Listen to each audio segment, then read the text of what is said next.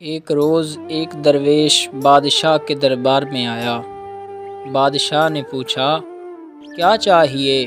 درویش نے مسکرا کر جواب دیا، مجھے وہ چیز دے دو جو ہمیشہ تمہارے پاس رہے گی۔